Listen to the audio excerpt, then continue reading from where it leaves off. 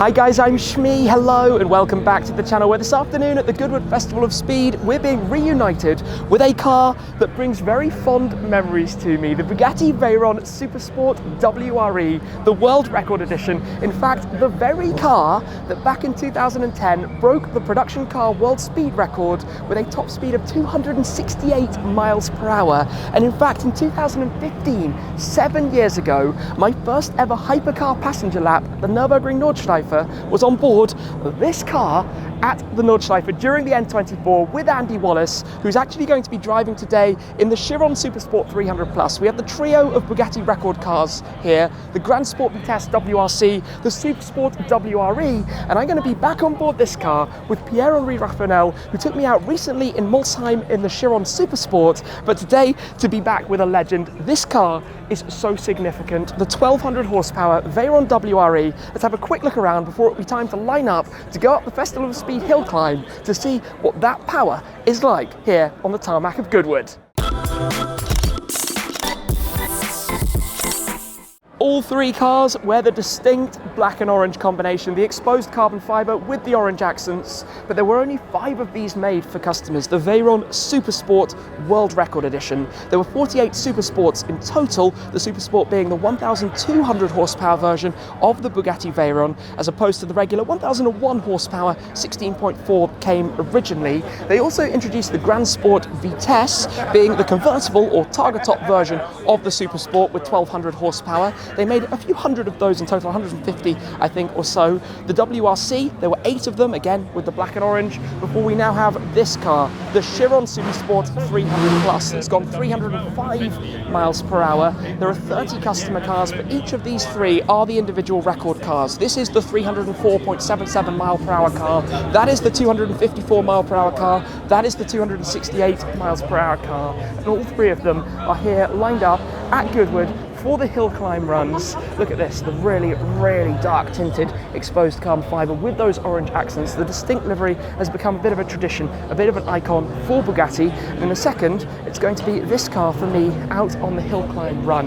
You've got that different logo badge at the front, you've got the bright orange wheels. Have a look a bit at the interior as well. We'll take a lot more of this in when we're out with Pierre-Henri in just a moment. But this is a special day, these are special cars, and it's amazing to be reunited back with this.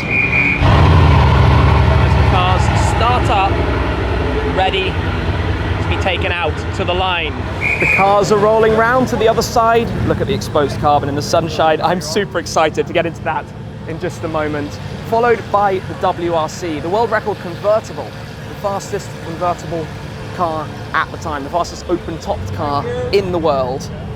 At the time, it ran its record. So that makes its way around. So many details, obviously, to these cars, followed by the Chiron Super Sport 300+. I've actually filmed this very car before in Molsheim, the hometown of Bugatti. That is the sound of power thundering around. And now lining up, the 3 cars in a row. The rear deck design of the Veyron Super Sport is just fantastic. You know, it's not only these 3, but everything else around us. The Aston Martin Valkyrie is sitting just behind. Obviously, we've got the lineup of this trio, but going onwards, we've got the Rimac Nevera. We have plenty of other hypercars around here at Goodwood, but this is just a stunning car. I remember the first time I saw a Super Sport, just something completely different. The shape, obviously the aerodynamic side of it, the updates that went into the Super Sport, a new look to the bumper, the lights were updated as well. Obviously this roof section with the NACA ducts, which accelerates air in to help with the cooling of the 8-litre quad-turbo W16, 1200 horsepower, as I said. When the car is down in handling mode is when you have that double-layered hydraulic wing, which acts as an air brake as well under heavy braking. The tyres that had, of course, to be prepared for the kind of speeds this car is going at the time. You have to remember, over a decade ago, incredible speeds, 268 miles per hour from this, and the same at the front. A new look to the lower apron, to the bumper, new headlights that go along with it as well. Just very, very spectacular, historically significant cars, and amazing that Bugatti have the trio of them here today. Andy Wallace is actually driving in the 300+. This is, yeah, going to be quite fun. So let's hop on board, say hello to Pierre-Henri, and get ready for the run up the hill climb. It is time to get on the move. Let's step inside then, here in the Veyron Super Sport with Pierre-Henri. How are you? Very good, like always. Fantastic to see you again. So, the magic button, the power. Okay, so, need to get ourselves ready, all of the gear, helmets, and then very shortly, going to be heading in that direction. The exciting part, driving down towards the grid, following the Jaguar F-Type. We have the 1,000 horsepower Hennessy Mammoth alongside here. And this is the final stretch down towards the start line for the last time here at Goodwood. The Lotus Evija lurking undercover, the Porsche GT4 RS. On we go. How does it feel for you being back in this car? Like the memories, does it feel like a special connection? Yes, of course. I mean, because it's always a great time to be in Bugattis, but I mean, when this peak was with the road record, so it's always like meaning something very special to me. But also when the first time I drove this car, because I didn't drive the car for like 5 or 6 years now, and the first day you get in the car, and then like a bit lost. So I was searching to turn the starting engine just with the key. We have a starter here which is different from the Chiron, of course. And then you felt a bit like lost because pedals, position, steering, many things are quite different. But then what's strange, after like 2 runs, I mean, it's so great that you forget, I mean, completely, and then you are back in an hypercar, and that is like, is really crazy. I mean, you will see, I mean, for a car which is like 20 years generation, I mean, it's like, this car is basically 12 years old now, but the technique on this car is like basically 20 years. It's like amazing. I mean, the traction, the tires and everything is like... The Veyron was so far ahead of its time. I mean, even the gearbox today, you find this gearbox, you will see the acceleration, the gearbox, the tires technology, and today you're thinking, okay, normally a 20-year-old car is something which is like past, it's not anymore present or future.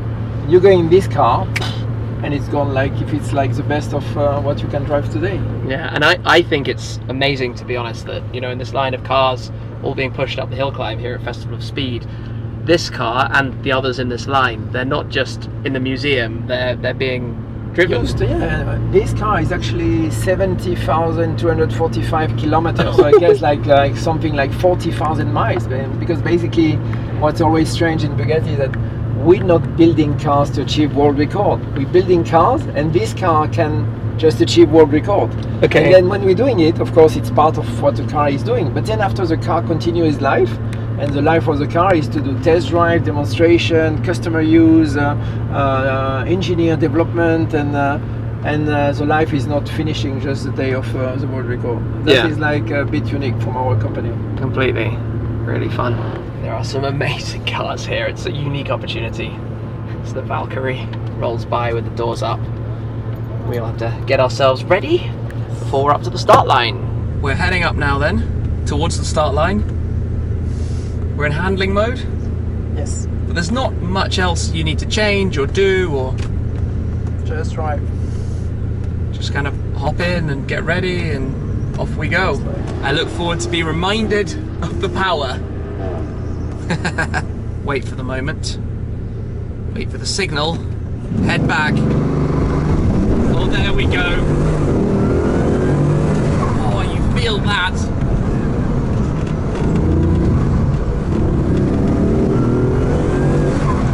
The turbos and the torque. When it kicks in.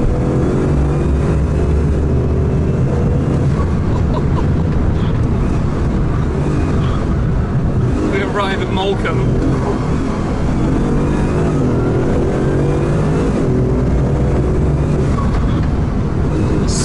Are blistering.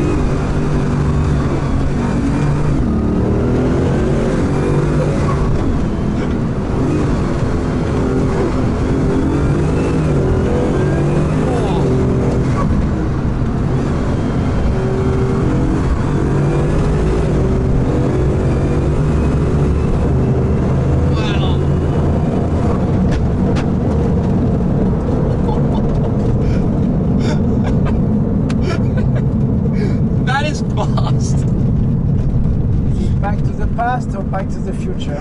That's the answer. It's so powerful. And you were saying before about the gearbox and the shifts. they're so quick and so seamless, and just woof, off you go.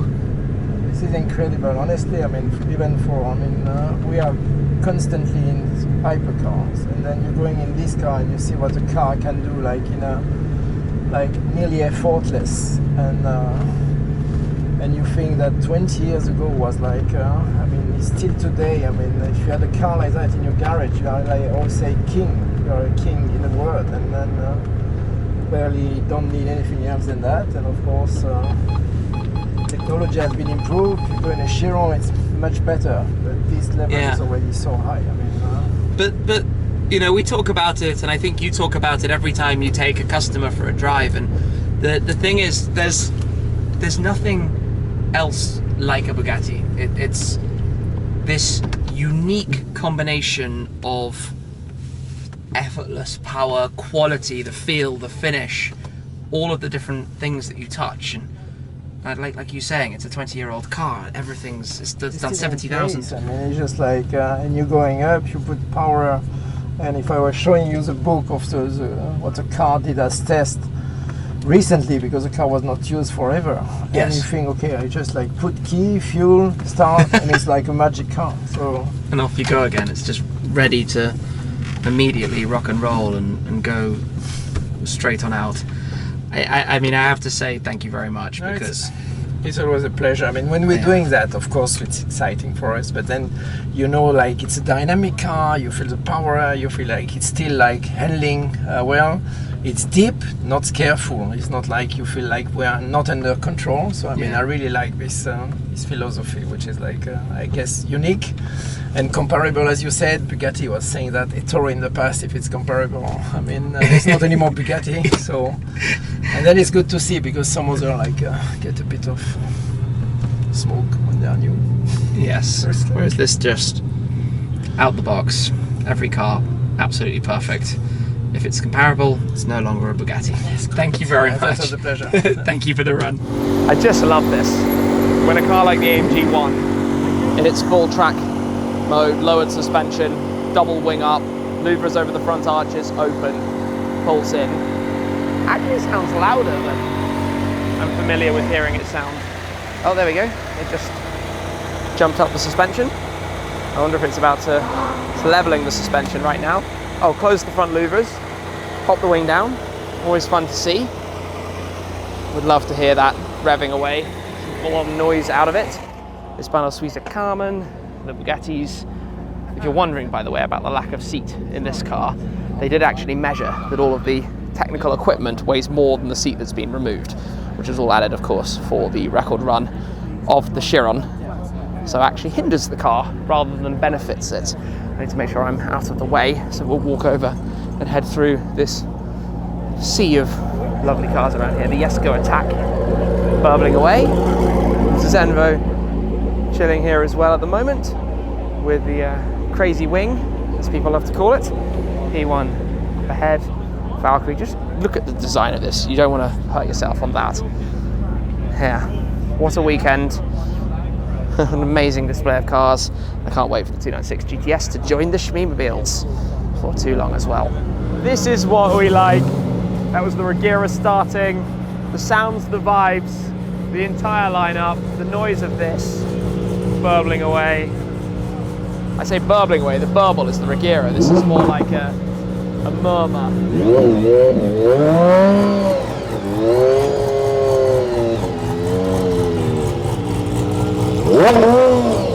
Wow.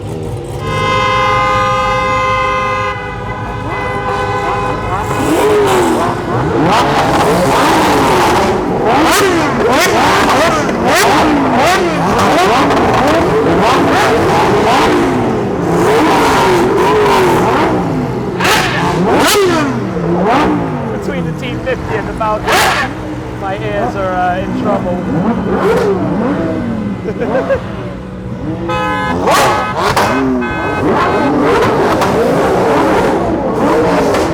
I don't know where to look. I don't know where to look, but I love it. Absolutely love it. T50 and the Valkyrie together.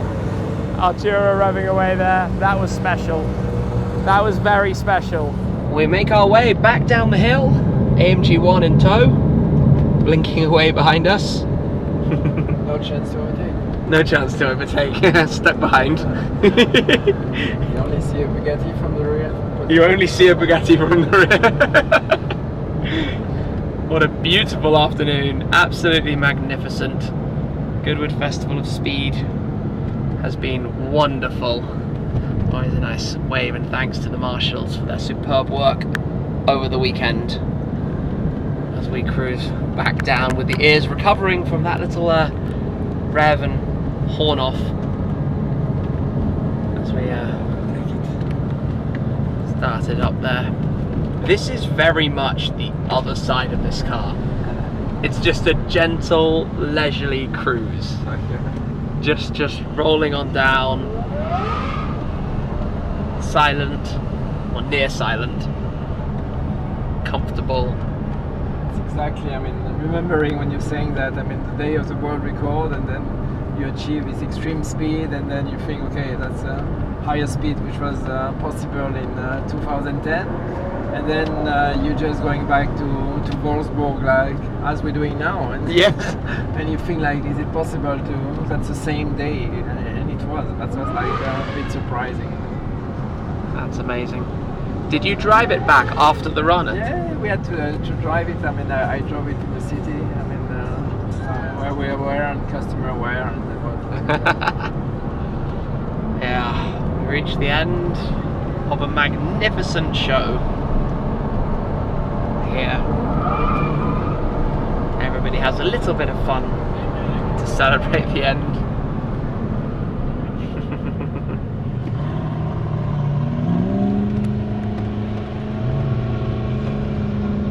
The Regera sound with no gearboxes, very bizarre. And then you have this W16 rumble, powerful, the parting of the seas as we return back to the Bugatti parking area and get to see the wonderful graphics in the background of the speeds of various cars over time. Back to the earlier days. Back into place. We've made it back to the paddock then. All of the cars are parked up. The 3 record-breaking top speed holders from Bugatti. It's amazing to see them being driven. And this is a car that, like I said, holds a fond memory for me. The first time I actually went on an event with Bugatti was to ride on board this car and to actually drive that car, the Vitesse WRC. Years ago, 7 years ago, back with it today though, reunited with it for the run up the hill climb with Pierre-Henri, and just to be able to re-experience what this could do. And remember, the original 16.4 Veyron launched nearly 20 years ago, 18 years ago. This obviously came a little bit further down the line, the upgrades to the Super Sport being the larger turbos, which changed the feel, slightly less instant response, but giving you that 1,200 horsepower. And to go up the hill climb in it today and to be reminded what the Veyron can do, and you know, the Chiron has moved that on even further, is a really cool thing. It's a special car. It's amazing that Bugatti drive them still, keep them on the move, keep them out there, keep them going. And yeah, like Pierre-Henri said, all it needed was to pop some fuel in it and go again, despite being parked up for a while. So it's been an epic Goodwood Festival of Speed. What an amazing time, especially with the cars here in the Supercar paddock, to wrap things up with the Bugatti Veyron Super Sport WRE, reunited with that car. That's it for now though. Thank you very much for watching, as always guys, and I'll see you again very soon. Cheers.